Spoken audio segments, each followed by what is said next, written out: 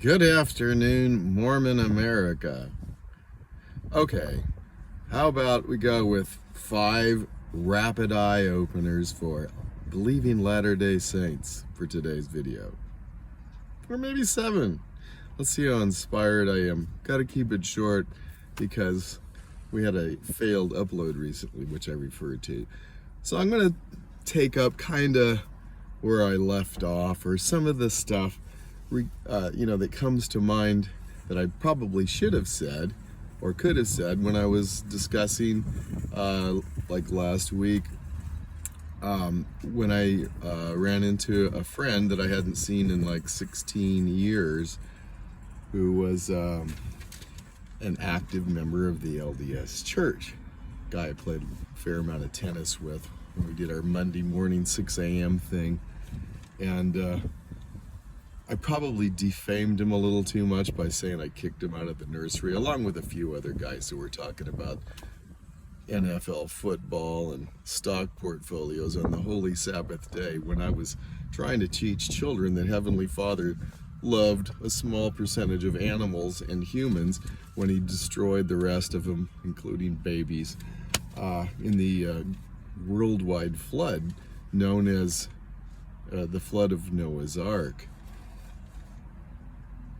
which just didn't wipe out the Egyptians, since they have written history going through that period of time, or the Native Americans who were here 9,000 years before Adam, that the Book of Mormon people disappeared into, basically, according to the Gospel Topics essay on DNA studies in the Book of Mormon. And that could be our number one thing to start off with right there, is that particular essay, which blatantly misrepresents what's in the Book of Mormon, because it actually states that the Book of Mormon doesn't teach that the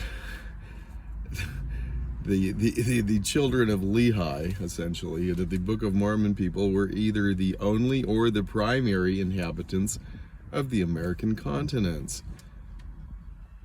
I suppose I should have looked up the scriptures, but I actually have them in a video where they are stating in the Book of Mormon that the people, well, a couple of things. It says they filled the land from the sea east to the sea west, the sea north to the sea south, spread throughout the whole land, or words to that effect, as well as stating that the Lord, that Lehi, the father of Nephi, obtained a promise from the Lord that this land should be preserved from the knowledge of other nations. Well, there's the statement, it'd be preserved from the knowledge of other nations because many nations would overrun the land. But also there's the one where it said that basically it would be preserved from all other nations, so that his seed would possess the land unto themselves. So that would be the only people in the land at that time, where they couldn't continue to do that if they remained righteous, according to the storyline there. So, sorry, that's pretty much a blatant lie in the Gospel Topics essay that makes that statement, so that they can say that's why we don't have any DNA from Nephites and Lamanites. That's why they can't find any in 5,000 tribes that they've tested, because they disappeared into this vast pre-existing, pre-Adamite, not wiped out by the worldwide flood population, which destroys the entire biblical narrative of 8 people repopulating the earth, and the Book of Abraham's statement that said, that Egyptus and her kids went back into Egypt after the flood, after the waters had receded from the land, or the Book of Ether, chapter 1, where the brother of Jared and their families came here to the Americas to repopulate the land, essentially, after the waters had receded. And after the waters receded, it became a choice land where the people must worship some guy named Jesus Christ that they're writing about 2,200 years BC before that name or even the Greek language was invented. So does that put us up to 3 or 4 already? Hello. Anyway, my friend tells me, so yeah, let's go back to where I said I defamed him a little too much. So yeah, he did get dragged out of the nursery into priesthood, and next thing you know, he's Elders Quorum president. And when I left for Costa Rica to avoid the complete results of the coming financial crisis, starting in the subprime mortgage area, which I knew that we wouldn't be able to survive financially here, so we got out of here before it hit. And he became a bishop. In fact, he gave me a call because he became the agent bishop and said, "Hey, Dave, your wife's van is in the church parking lot where somebody dropped it off after they dropped you off at the airport. Can you please move it? The other bishops are kind of giving me a hard time." So he was always he was a really chill guy. And when I reminded him of when his daughter's wedding reception was at their house, they had a band playing, and the band started to play some AC/DC. "You Shook Me All Night Long." And I approached him very quickly and said, "Hey man, these guys are playing something that's going to be suggesting immorality.